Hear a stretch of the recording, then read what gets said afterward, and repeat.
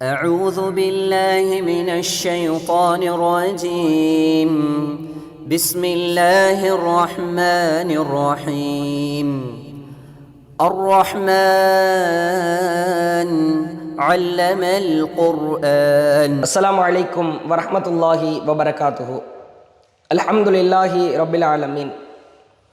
கண்ணியம் நிறைந்த எல்லாம் வல்ல ஏக இறைவனின் அடியார்கள, தமிழ்நாடு தௌஹீத் ஜமாத் மாநில தலைமையின் சார்பாக வாரந்தோறும் புதன்கிழமைகளில் வாட்ஸ்அப் வழியாக கேட்கப்படுகிற கேள்விகளுக்கான பதில்களை தௌஹீத் ஜமாத் முகநூல் பக்கத்தில் நாம் வெளியிட்டு வருகிறோம். இந்த வாரம் கேட்கப்பட்ட கேள்விகளுக்கான பதில்களை நாம் அறியவிருக்கிறோம். ஆரம்பமாக தென்காசி பகுதியிலிருந்து ஹமீத் என்கிற சகோதரர் கேட்கிறார், குழந்தைகளை ஊக்கப்படுத்துவதற்காக பள்ளிக்கூடங்களில் பரிசுகள் வழங்குகிற பொழுது மக்கள் சேர்ந்து கை தட்டுகிறார்கள். பரிசுகள் வாங்கும் பொழுது கை தட்டுவது மார்க்கத்தில் கூடுமா? கைத்தட்டுதல் என்பது இஸ்லாத்திற்கு முரணான காரியமா, அனுமதிக்கப்பட்ட காரியமா அப்படின்னு கேட்குறாங்க. பொதுவாகவே மாணவர்கள் மாணவிகள் படிக்கிற பருவத்திலே இருப்பவர்கள் அல்லது ஒரு இடத்திலே வேலை பார்ப்பவர்கள் தங்களுடைய பணிகளில் செயல்பாடுகளில் கூடுதலான ஆர்வம் ஏற்படுத்துவதற்காக ஊக்குவிக்குகிற வகையில், அவர்களை ஆர்வப்படுத்துகிற வகையில் அந்த செயல்பாடுகளை இன்னும் அதிகப்படியாய் அவர்கள் ஆர்வத்தோடு செய்ய வேண்டும் என்கிற வகையில் பரிசுகள் வழங்கப்படுவது வழக்கம். பரிசுகள் வழங்கி அவர்களை ஊக்குவிப்பது, ஆர்வப்படுத்துவது, இதில் மார்க்கத்தில் எந்த விதமான தடையும் இல்லை, மார்க்கத்திற்கு முரணான காரியமும் இல்லை.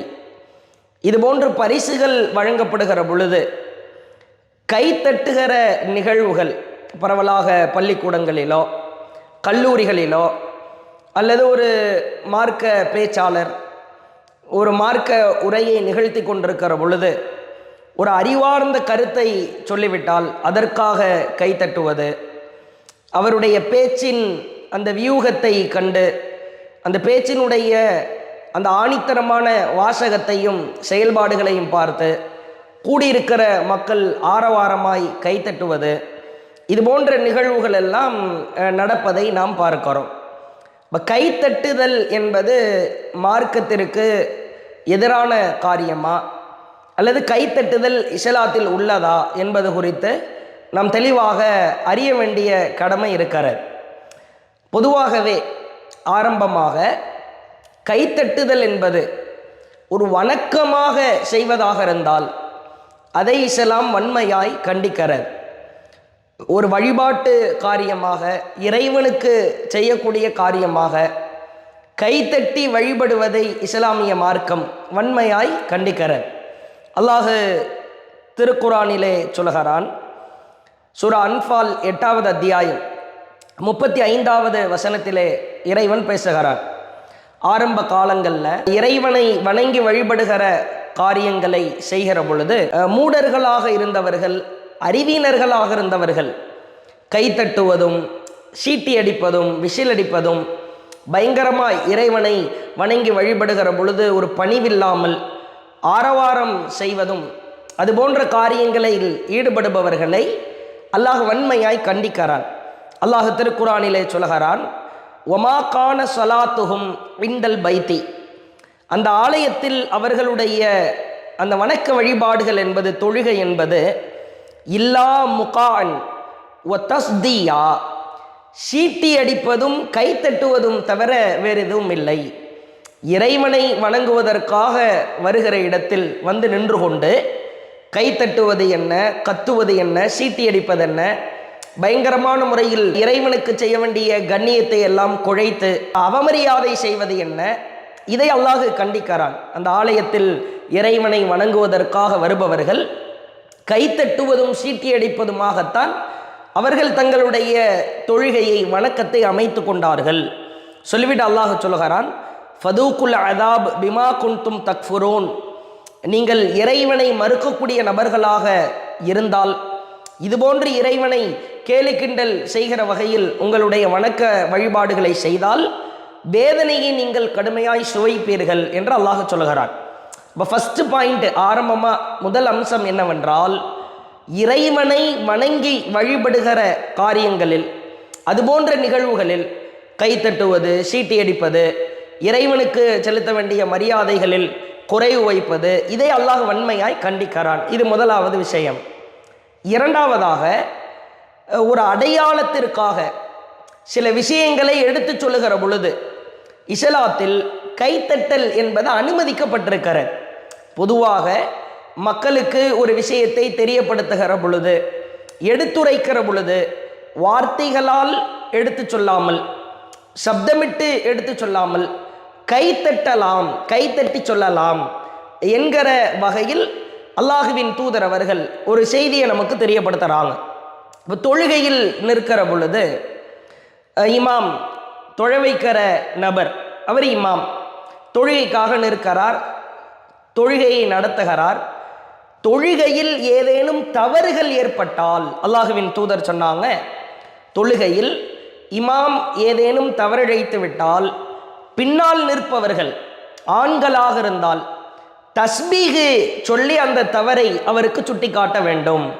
இமாமாகிய நீங்கள் ருக்குவிலே தவறு செய்திருக்கிறீர்கள், அத்தஹியா திருப்பிலே தவறிழைத்திருக்கிறீர்கள், சஜதாவில் ஒரு சஜதாவை விட்டுட்டீங்க, இப்படி பின்னால் தொழுகிற ஆண்களாக இருந்தால் தஸ்பீகு சொல்ல வேண்டும். அந்த தஸ்பீகின் மூலமாக தொழுகை நடத்துகிற இமாம், ஓஹோ நாம் ஏதோ தொழுகையில் தவறிழைத்திருக்கிறோம், சரிபடுத்தி கொள்ள வேண்டும் என்று அவர் தன்னைத்தானே திருத்திக் கொள்வார்.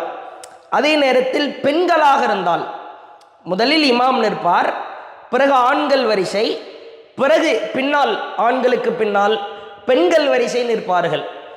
இப்படி ஜமாத்து தொழுகையில் பெண்கள் வரிசையில் நிற்பவர்கள் இமாமின் தவறை அவர்கள் கண்டுபிடித்து விட்டால், அந்த தவறு அவர்களுக்கு தெரிய வருகிற பொழுது அவர்கள் வாய்களால் சுபஹான் அல்லாஹ் என்று சொல்லியோ தஸ்பீகை சொல்லியோ இமாமுடைய தவறை திருத்தக்கூடாது, கைத்தட்ட வேண்டும் என்று அல்லாஹுவின் தூதர் சொல்லுகிற செய்தியை பார்க்கிறோம். சஹி புகாரியில் 1203வது செய்தி, அத்தஸ்பீகுல் இர்ரிஜால், இமாம் செய்கிற தவறை சுட்டி காட்டுவதற்காக தஸ்பீகு சொல்லுதல் ஆண்களுக்குரியது. ஒத்தஸ்பீகுல் நிசா, கைத்தட்டுதல் என்பது பெண்களுக்குரியது. அப்போ இரண்டாவது அம்சம், மார்க்கத்தில் அனுமதிக்கப்பட்ட, அல்லாஹுவின் தூதர் அனுமதித்திருக்கிற ஒரு காரியம். பெண்களாக இருந்தால் ஆண்கள் மாதிரி நீங்கள் தஸ்பீக சொல்லி இமாம திருத்தக்கூடாது, சுட்டி காட்டக்கூடாது, கைத்தட்ட வேண்டும். இப்போ பெண்களாகிய நீங்கள் கைத்தட்டுகிற பொழுது இமாமாகிய தொழுகை நடத்துபவர் நாம் ஏதோ தொழுகையில் தவறிழைத்திருக்கிறோம் என்று அவர் சுதாரித்து கொண்டு தன்னுடைய தவறிலிருந்து திருந்தி வருவார், அதை திருத்திக் கொள்வார் என்று அல்லாஹ்வுடைய தூதர் சொல்றாங்க. அப்போ வணக்க வழிபாட்டில் அல்லாவை கேவலப்படுத்துகிற விஷயத்தில் நீ கைத்தட்டுனா உனக்கு கடுமையான வேதனை இருக்கிறது என்று அல்லாஹ் கண்டிக்கிறான். அதே தொழுகையில் பெண்களுக்கு அல்லாஹுவின் தூதர் அவர்கள் நீங்கள் தஸ்பீகை வாய்களால் சொல்லாமல் சுட்டி காட்டுகிற விதமாக கைத்தட்ட வேண்டும் என்ற அனுமதியும் கொடுக்கிறாங்க. அப்போ இது ஒரு பொதுவான சுட்டி காட்டுதல் தான். இந்த வகையில் அல்லாஹுவின் தூதர் அவர்கள் தொழுகையில் பெண்கள் இமாமின் தவறை சுட்டி காட்டுகிற பொழுது கைத்தட்டி கொள்ளலாம் என்று அனுமதிக்கிறாங்க. இது ஒரு விஷயம். இப்போ நீங்கள் பரவலாக நீங்கள் பார்க்கலாம், ஒரு நபர் வெற்றி பெற்று விடுகிறார் அல்லது அதிகப்படியான ஒரு மதிப்பெண்ணை பெறுகிறார், ஒரு மிகப்பெரிய பரிசு அவருக்கு வழங்கப்படுகிறது. இப்போ கூடியிருக்கிற மக்கள் எல்லாம் சேர்ந்து கை தட்டுகிறார்கள். இது மாதிரியான நிகழ்வுள்ள கை தட்டப்படுகிறது. அதே மாதிரி விசில் அடிக்கிறாங்க, பயங்கரமாக சப்தமிட்டு விசில் அடிக்கிறார்கள். அவருடைய வெற்றியை கொண்டாடுவதற்காக ஆனந்த கழிப்பின் உச்சத்திற்கு சென்று பயங்கரமான முறையில் சப்தமிடுகிற வகையில் விசில் அடிப்பதை பார்க்கிறோம். இப்போ இவைகளை எல்லாம் நீங்கள் எடுத்துக்கொள்ள வேண்டும். சாதாரணமாக ஒரு நபர் அங்கே தூரமாய் சென்று கொண்டிருக்கிறார், கைத்தட்டி அவரை நம்முடைய சப்தம் அவருடைய காதுகளுக்கு செல்லவில்லை என்று சொன்னால் கைத்தட்டி அழைப்போம், நில்லுங்கள், உங்களிடத்தில் ஒரு விஷயம் சொல்ல வேண்டும், இப்படி அழைப்போம். விசில் அடிக்கிற கலாச்சாரத்தையும் நீங்கள் பார்க்கலாம். ஒரு பேருந்து ஓட்டுநர் பேருந்தை நிறுத்துவதற்காக விசில் அடிப்பார், அதே பேருந்து நின்ற பேருந்து புறப்பட வேண்டும் என்பதற்காக விசில் அடிப்பார்கள். இதுவும் இருக்கிறது. சில மாநிலங்களில் பேருந்துகளில் மணி அடிப்பாங்க. ஓட்டுநருடைய இடத்தில் அந்த மணி தொங்க விடப்பட்டிருக்கும். இங்கு நடத்துனராக இருப்பவர் அந்த கயிறை பிடித்து இழுப்பார், மணி சப்தம் கேட்கும். பள்ளிக்கூடங்களில் மணி அடிப்பாங்க. அப்போ ஒரு நபரின் அடையாளத்திற்காக சுட்டி காட்டுவதற்காக ஒரு நபரை அழைக்கிற பொழுது கைத்தட்டி அவரை நிறுத்தலாம். ஒரு பேருந்து ஓட்டுநர் அவர் தன்னுடைய பேருந்தை நிறுத்தி மக்களை இறக்குவதற்காக நடத்துனர் விசிலடிக்கிறார். இவைகளெல்லாம் பிரச்சனை இல்லை. பொதுவாக ஒரு மனிதரை அழைப்பதற்காக நிறுத்துவதற்காக உள்ளது. ஆனால் பள்ளிக்கூடங்களில் பரிசுகள் வழங்கப்படுகிற பொழுதோ அல்லது ஒரு வெற்றி கழிப்பை கொண்டாடுகிற பொழுதோ ஒரு தனி நபர் அந்த நபர் சார்ந்த விஷயங்களில் விசிலடிப்பதோ கை தட்டுவதோ மார்க்கத்தில் தடுக்கப்பட்டிருக்கிறது. ஒரு மாணவன் வெற்றி பெறுகிறான் அல்லது ஒருவர் அதிகப்படியான மதிப்பெண் எடுத்து ஒட்டுமொத்த கூட்டத்திற்கு முன்னால் வந்து நிற்கிறார். இப்பொழுது கை தட்டினால் விசிலடித்து கொண்டாடினால் அவருக்கு பொன்னாடை போர்த்துகிறோம் என்ற அடிப்படையில் போர்த்தினால் இது தனிநபர் துதிபாடலாய் போய் நின்றுவிடும். ஒரு தனிநபர் துதிபாடலை இஸ்லாம் வன்மையாய் கண்டிக்கிற ஒரு பேச்சாளர் ஆரவாரமாய் பேசுகிறார், இலக்கிய நயத்தோடு பேசுகிறார், ரசனை கொட்ட பேசுகிறார், மக்களை எல்லாம் சுண்டி இழுத்து கவனம் திசை திரும்பாத வகையில் பேசுகிறார். அதற்காக கை தட்டுகிற பொழுது அந்த தனிநபரின் புகழை உயர்த்துவதாக அது ஆகிறது. அதே போன்று ஒரு மாணவன் பரிசு வாங்குகிறான். அந்த பரிசை வாங்க செய்தது யார்? இறைவன் தான். அவனுக்கு அந்த அறிவை கொடுத்து இவ்வளவு தூரம் ஆற்றல் கொடுத்து அவனை உருவாக்கி இந்த இடத்திற்கு கொண்டு வந்து நிறுத்தியது யார்? இறைவன் தான். அப்போ ஒரு தனி நபரை புகழ்வதற்காக கைத்தட்டுவது, விசிலடிப்பது, இது போன்ற நிகழ்வுகள் செய்வது மார்க்கத்தில் அனுமதிக்கப்பட்டது அல்ல. ஒரு மாணவன் வெற்றி பெறுகிறான், ஊக்குவிப்பதற்காக பரிசுகளை கொடுக்கலாம், மாஷா அல்லாஹ் என்று சொல்லலாம், பாரக்கல்லாஹ் என்று சொல்லலாம், சுபஹானல்லாஹ் அல்ஹம்துலில்லாஹ் என்று சொல்லலாம். அல்லாஹ்வுக்கே எல்லா புகழும், அல்லாஹ் நாடியது நடந்திருக்கிறது, உன் கல்வி ஞானத்தை அல்லாஹ் மென்மேலும் அதிகப்படுத்துவானாக, இப்படி அவனை சொல்லி புகழை அல்லாஹுவின் பக்கம் சேர்ப்பதுதான் மார்க்கத்தில் அனுமதிக்கப்பட்டிருக்கிறது. ஒரு அடையாளத்திற்காக, ஒரு சுட்டி காட்டுவதற்காக கைத்தட்டுவதற்கும் ஒரு தனி நபரின் துதி பாடலுக்காக அவர் அந்த தனிநபருக்கு புகழ் சேர்ப்பதற்காக கைத்தட்டுவதற்கும் மிக நீண்ட வித்தியாசம் இருக்கிறது. இந்த அடிப்படையில் ஒரு மாணவனுக்கு பரிசு கொடுக்கிற பொழுதோ அல்லது ஒரு பேச்சாளரின் பேச்சை கண்டு ரசித்து அதை அந்த மகிழ்ச்சியை வெளிப்படுத்துவதற்காகவோ அல்லது ஒரு மனிதர் ஒரு திறமையான செயலை செய்துவிட்டார், ஆச்சரியமான ஒரு காரியத்தை செய்துவிட்டார், அவரை ஊக்கப்படுத்த கைத்தட்டுவதோ மார்க்கத்தில் தனிநபர் துதிபாடல் கொண்டு போய் விட்டுவிடும். இப்போ தனிநபர் துதிபாடலுக்கு இஸ்லாத்தில் இடமே கிடையாது. ஒருவர் தனி நபராய் ஒரு காரியத்தை சாதித்து விட்டால் அந்த புகழை அல்லாஹ்விடத்தில் கொண்டு போய் தான் சேர்க்க வேண்டும் என்று அல்லாஹுவின் தூதர் அவர்கள் நமக்கு சொல்லித் தர்றாங்க. ஒரு மகிழ்ச்சியை வெளிப்படுத்தணும், உனக்கு அதிகப்படியான மகிழ்ச்சி ஏற்படுகிற நீ என்ன செய்யணும்? இஸ்லாமிய மார்க்கம் நமக்கு தெளிவாய் சொல்லுகிறது. சஹீஹ் புகாரியிலே பார்க்கலாம், 3348வது செய்தியில் புகாரியில் பார்க்கலாம். அல்லாஹ்வுடைய தூதர் சொல்கிறாங்க, ஒவ்வொரு 1000 பேரிலிருந்து 999 பேரை அல்லாஹ் வெளியே கொண்டு வருவான் என்று சொல்லி மறுமை நாளுடைய நிகழ்வு சம்பந்தமாக சொல்லிகிட்டே வர்றாங்க. அதில் அடுத்து அல்லாஹ்வுடைய தூதர் சொல்கிறாங்க, நற்செய்தி பெற்றுக்கொள்ளுங்கள், உங்களில் ஒருவருக்கு, ஒரு மனிதருக்கு யஜூஜ் மஜூஜ் கூட்டத்தாரில் 1000 பேர் நரகத்திலிருந்து வெளியேறாமல் அதனுள் இருப்பார்கள். பிறகு உயிர் யார் கைவசம் இருக்கிறதோ அவன் மீது சத்தியமாக நீங்கள் சொர்க்கவாசிகளில் கால் பங்கினராக இருக்க வேண்டும் என்று நான் ஆசைப்படுகிறேன். இந்த வார்த்தையை கேட்ட உடனே நபி தோழர்கள் எல்லாம் அல்லாஹ் அக்பர், அல்லாஹுக்கே எல்லா புகழும், அல்லாஹ் பெரியவன் என்று தங்களுடைய மகிழ்ச்சியை அல்லாஹுவின் பக்கம் கொண்டு போய் செலுத்துகிறார்கள். அதுக்கு பிறகு அல்லாஹ்வுடைய தூதர் சொல்றாங்க, சொர்க்கவாசிகள்ல நீங்க 1/3 பங்கினராக இருக்க வேண்டும் என்று நான் ஆசைப்படுகிறேன். உடனே அருகில் இருக்கிற தோழர்களுக்கெல்லாம் மகிழ்ச்சி தாங்க முடியல. மகிழ்ச்சியை வெளிப்படுத்துறது விதமா அல்லாஹ் அக்பர் என்று, அல்லாஹ் பெரியவன் என்று அல்லாஹ்விடத்தில் புகழை கொண்டு போய் சேர்க்கிறார்கள். திரும்ப ரசூலுல்லாஹ் சொல்றாங்க, சொர்க்கவாசியில நீங்க பாதி தொகையினரா இருக்கணும்னு நான் ஆசைப்படுகிறேன். அப்படின்னு சொன்ன உடனே திரும்பவும் மகிழ்ச்சி அதிகப்படியாய் அவர்களுக்கு வெளிப்படுகிறது. அல்லாஹு அக்பர், அல்லாஹ் மிகப்பெரியவன் என்று தங்களின் அளப்பரிய மகிழ்ச்சியை வெளிப்படுத்துகிறாங்க.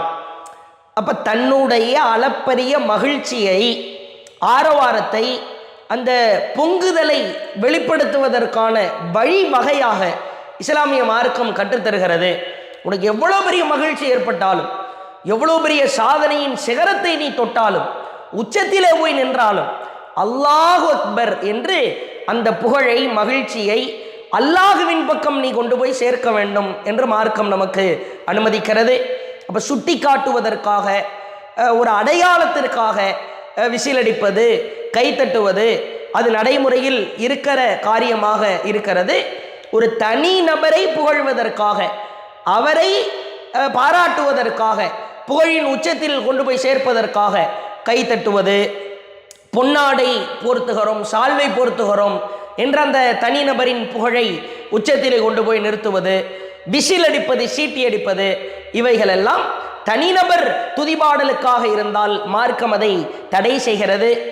ஒரு பொதுவாக சுட்டி காட்டுவதாக இருந்தால் அப்பொழுது கைத்தட்டி கொள்வதோ, குழந்தைகளை மகிழ்ச்சிப்படுத்த, குழந்தைகளின் கவனத்தை திசை திருப்ப கைத்தட்டுவார்கள்.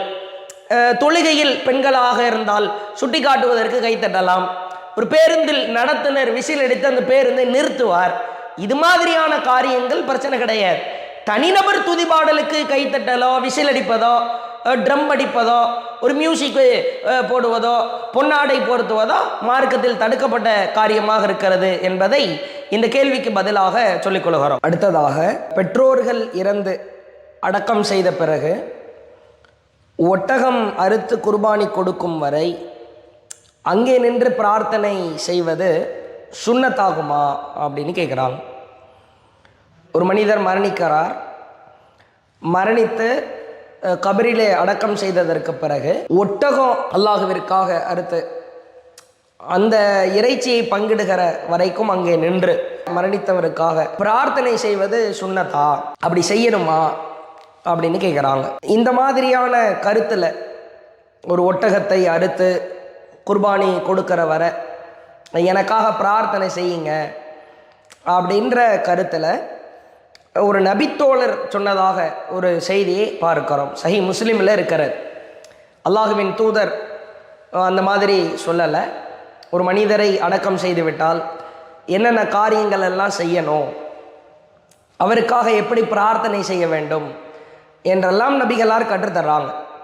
ஆனால் அல்லாஹ்வுடைய தூதர், நீங்கள் ஒரு மனிதரை அடக்கம் செய்து முடித்ததற்கு பிறகு ஒரு பிராணியை அறுத்து அந்த இறைச்சியை பங்கிட்டு கொடுக்கிற வரைக்கும் அவ்வளவு நேரம், எவ்வளோ நேரம் எடுக்குமோ அந்த நேரம் வரைக்கும் நீங்கள் அந்த மரணித்த மனிதருக்காக கபரிலே பிரார்த்தனை செய்யுங்கள் என்று அல்லாஹ்வுடைய தூதர் எந்த இடத்துலையும் சொல்லலை.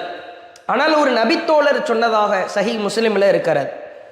அம்ர் பின் ஆஸ் ரலியல்லாஹு அவர்கள் மரண தருவாயில் அவர்கள் மரணிக்கிற நேரத்தில் அவர்களை சந்திப்பதற்காக மூத்த சஹாபாக்கள், அவர்கள் காலத்தில் வாழ்ந்த நல்ல மனிதர்கள் எல்லாமே போய் பார்க்குறாங்க. அப்போ அம்ர் பின் ஆஸ் ரொம்ப அழுகிறாங்க.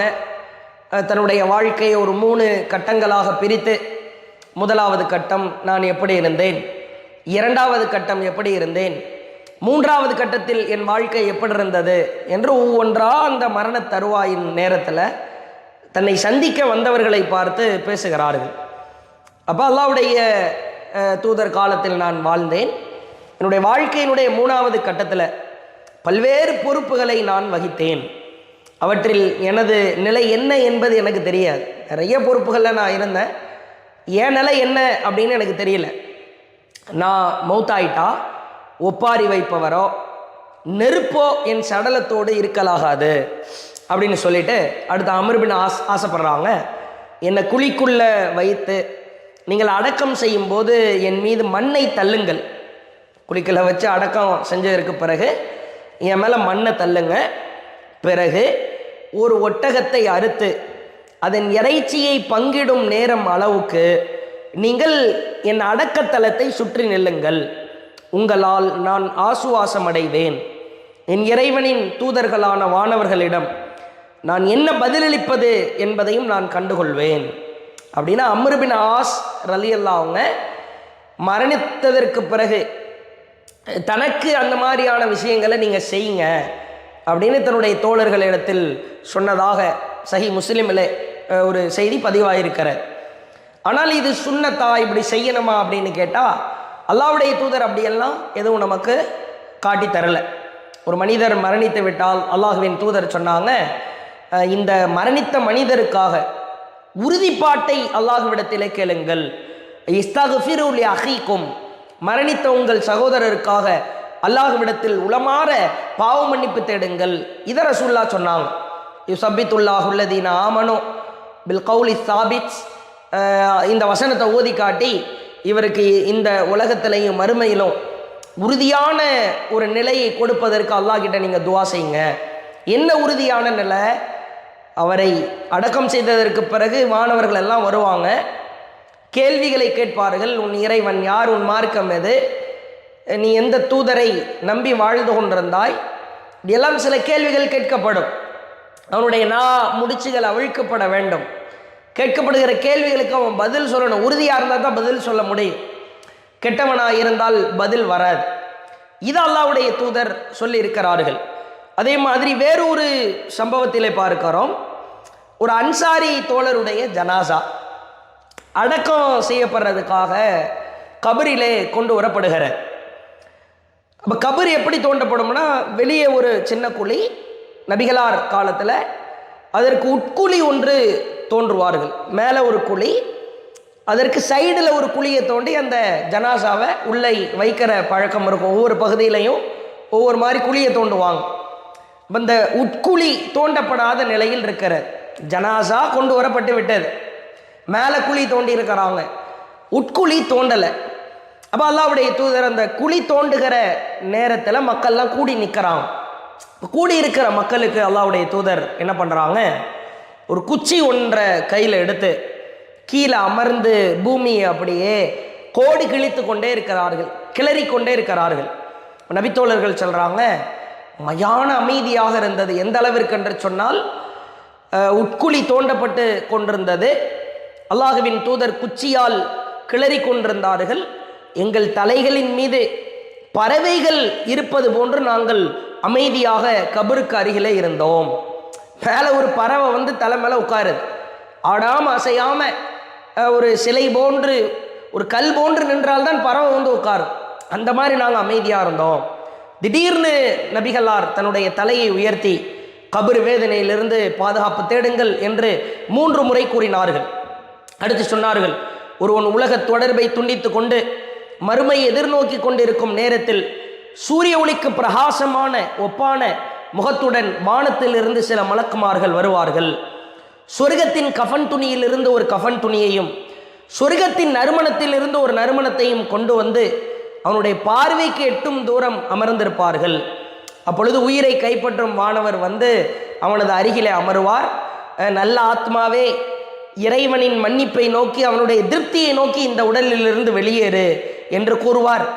தோல் பையிலிருந்து தண்ணீர் வழிந்து விழுவது போல் அந்த ஆத்மாவின் உடலிலிருந்து உயிர் வெளியேறிவிடும். அந்த உயிரை எடுத்த கொஞ்ச நேரம் கூட தாமதப்படுத்தாம அந்த சொர்க்கத்து துணியிலையும் சொர்க்கத்திலிருந்து எடுத்துட்டு வந்த அந்த நறுமணத்திலையும் அந்த உயிரை வைத்து அவர்கள் புறப்பட்டு விடுவார்கள். அல்லாஹ்விடம் கொண்டு சேர்க்கப்படும் அந்த உயிர். இது மாதிரி கெட்டவர்கள் உயிர் எப்படி கைப்பற்றப்படும்னு ரசூலுல்லாஹ் ஒரு நீண்ட உரை நிகழ்த்துறாங்க. அந்த உரைக்கு நடுவில் குழி தோண்டப்படுது, அந்த ஜனாசாவும் அடக்கம் செய்யப்படுகிறார். அல்லாஹுவின் தூதர் அவர்கள் ஜனாசா கபருக்கு அருகிலே வந்திருக்கிற மக்களுக்கு இது போன்ற ஒரு உரைகளை நிகழ்த்தி இருக்கிறார்கள். கூடுதலாய் மரணித்தவருக்காக அவருக்கு உறுதிப்பாட்டை கேட்கும்படி பிரார்த்தனை செய்ய சொல்லியிருக்கிறார்கள். அவருடைய பாவங்கள் மன்னிக்கப்பட பாவ மன்னிப்பு தேட சொல்லியிருக்கிறார்கள். இப்படியெல்லாம் அல்லாஹுவின் தூதர் அவர்கள் மரணித்த மனிதருக்காக செய்ய வேண்டிய காரியங்களாக சொல்லியிருக்கிறார்கள். ஆனால் ஒட்டகம் அறுத்த அந்த இறைச்சியை பங்கு வைக்கிற நேரம் நீங்கள் கபூரில் நின்று அந்த மனிதருக்காக துவா செய்யுங்க. ஒரு மாடு அறுத்து பங்கிடுற நேரம் துவா செய்யுங்க. ஒரு இறைச்சியை பங்கிடுற நேரம் துவா செய்யுங்க. இப்படி ரசூலுல்லாஹ் ஒரு குறிப்பிட்ட பர்டிகுலராக இவ்வளவு நேரம் நில்லுங்க, இவ்வளவு நேரம் நின்று பிரார்த்தனை செய்யுங்கள் என்று அல்லாஹ்வுடைய தூதர் சொல்லலை. அம்ர் பின் ஆஸ் ரலியல்லாஹு அவர்களின் ஆசையாய், அவரின் கருத்தாய் சக மனிதர்களுக்கு அந்த கருத்தை சொல்கிறார்கள். ஆக மொத்தம் ஒரு மனிதர் மரணித்து விட்டால் கபருக்கு அருகிலே நின்று அவருக்காக பாவ மன்னிப்பு தேடுவது, உறுதிப்பாட்டை கேட்பது என்பது மார்க்கத்தில் இருக்கிறது. இவ்வளவு நேரம் கேட்க வேண்டும், ஒரு இறைச்சி பங்கிட்டு கொடுக்கிற நேரம் கபரிலே நிற்க வேண்டும் என்பது சுன்னா, அது நபிகளாரின் வழி என்பது கிடையாது. இதை இந்த கேள்விக்கு பதிலாக சொல்லிக்கொள்கிறோம். அடுத்ததாக, ரமலானில் உம்ரா செய்வது என்பது நபிகளாருடன் ஹஜ்ஜி செய்த நன்மையை பெற்றுத்தருமா அப்படின்னு கேட்குறாங்க.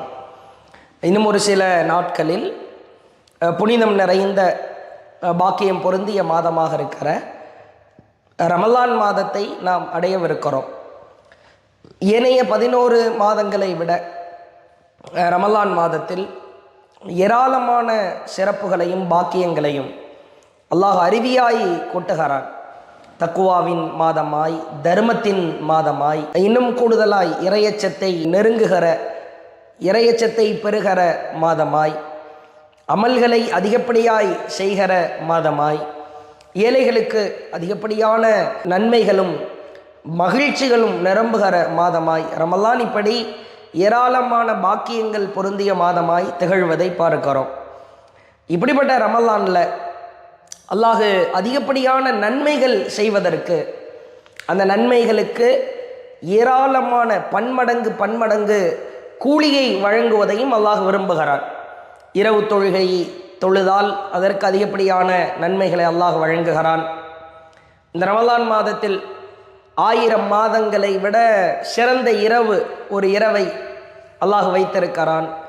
இஅ்திகாஃப் என்கிற அமலை செய்கிற பொழுது உலக தொடர்பை துண்டித்து அல்லாஹுவை நெருங்குகிற காரியமாக அந்த அமலை அல்லாஹ் வைத்திருக்கிறான். இப்படி பன்மடங்கு கூலியை தரக்கூடிய மாதமாய், அல்லாஹ் வளமிக்க மாதமாய், பிரகாசமான வாய்ப்புகளை தருகிற மாதமாய் ரமலான் மாதம் திகழ்கிற இந்த ரமலானில் ஒரு உச்சபட்ச நன்மையை பெற்று தருகிற ஒரு அமல் தான் வாய்ப்புள்ளவர்கள் ரமலானில் உம்ரா செய்வது. இந்த ரமலானில் செய்கிற உம்ரா என்பது ஹஜ்ஜிற்கு நிகரானது என்று அல்லாஹ்வுடைய தூதர் சொல்கிறாங்க. சஹீஹ் புகாரில் 1700வது செய்தியாக பார்க்கலாம்.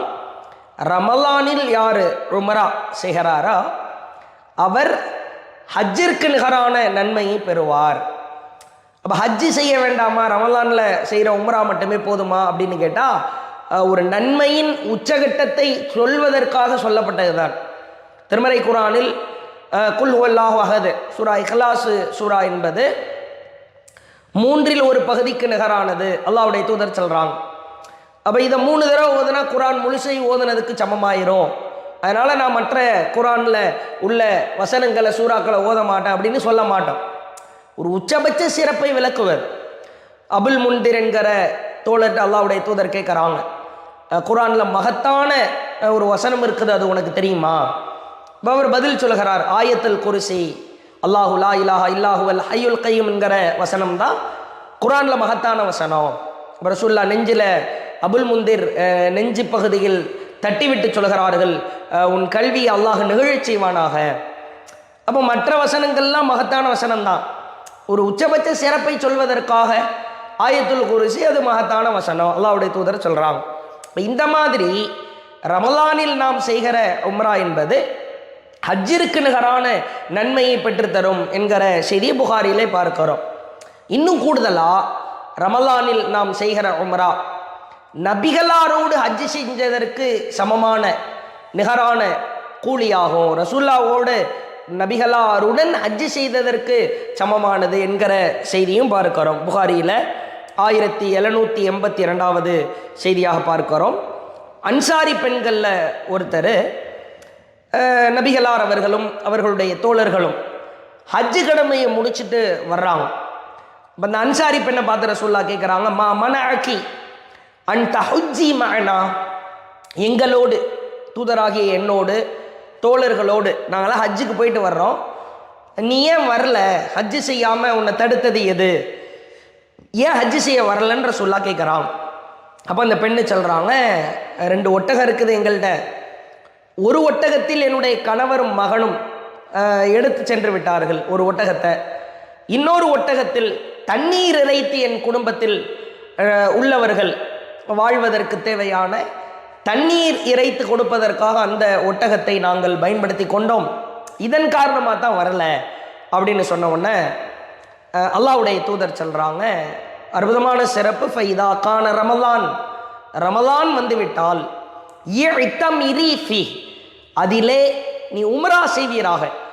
இன்ன உம்ரா ஃபி ரமலான், ரமலானில் யார் உம்ரா செய்கிறாரோ ரமலானில் செய்யப்படுகிற உம்ராவாகிறது ஹஜ்ஜத்துன், அது ஹஜ்ஜிற்கு நிகரானதாகும். இதே செய்தியின் தொடர்ச்சியில் என்னோடு ஹஜ்ஜு செஞ்சதற்கு நிகரானது என்று அல்லாஹ்வுடைய தூதர் சொல்கிறாங்க. இப்போ ரமலானில் நாம் செய்கிற உம்ரா என்பது ஹஜ்ஜிற்கு நிகரான நன்மையை பெற்றுத்தரும். நபிகளாருடன் ஹஜ்ஜு செஞ்சதற்கு நிகரான நன்மையை பெற்றுத்தரும் என்று அல்லாஹ் அளப்பரிய பாக்கியத்தை கொடுக்குறான். சில அறிஞர்கள், சில இமாம்கள் இந்த சம்பவம் என்பது, இந்த செய்தி என்பது அந்த அன்சாரி பெண்ணுக்கு மட்டும் பர்டிகுலராக உரித்தான செய்தி, மற்றவர்களுக்கு இது இந்த நன்மை கிடைக்காது என்று கருத்துப்பட சொல்கிறாங்க. அப்படி எதுவும் இல்லை. அல்லாஹ்வுடைய தூதர் அந்த பெண்ணை பார்த்து, உனக்கு மட்டும்தான் இந்த நன்மை, ரமலானில் நீ செய்கிற உம்ரா ஹஜ்ஜுக்கு நிகரானது, என்னோட ஹஜ்ஜு செய்வதற்கு நிகரானது, அது அன்சாரி பெண்ணாகிய உனக்கு மட்டும்தான் நான் சொல்கிறேன், வேற யாருக்கும் கிடையாது அப்படின்ற சொல்லலை. பொத்தம் பொதுவாய் அல்லாஹுவின் தூதர் அவர்கள் சொல்லுகிற செய்தி குறிப்பிட்ட அந்த பெண்ணுக்கு மட்டும்தான் உரியதுன்னா அதற்கு தனி ஆதாரம் இருக்கும். அப்படி எந்த ஆதாரமும் இல்லை. அப்போ ரமலானில் நாம் செய்கிற உம்ரா என்பது நபிகளாரோடு ஹஜ்ஜு செய்ததற்கு நிகரான நன்மையை பெற்றுத்தருவதற்கான பாக்கியத்தை அல்லாஹ் வழங்குகிறார். இது அளப்பரிய ஒரு பாக்கியம். வாய்ப்புள்ளவர்கள் கண்டிப்பாக ரமலான் மாதத்தில் உம்ரா செய்வதற்கு நாம் முயற்சிக்க வேண்டும். சிலருக்கு ஹஜ்ஜு செய்கிறதுக்கான பாக்கியம் கிடைக்காது, அவர்களுக்கு பொருளாதார நெருக்கடி சுமைகள் ஏற்படும். அப்போ அது மாதிரியான நபர்கள் ரமலானில் ஓரளவு வாய்ப்புள்ளவர்கள் உம்ராவை செய்கிற பொழுது ஹஜ்ஜு செய்ததற்கு நிகரான நன்மையை அல்லாஹ் நிச்சயம் தருவான்.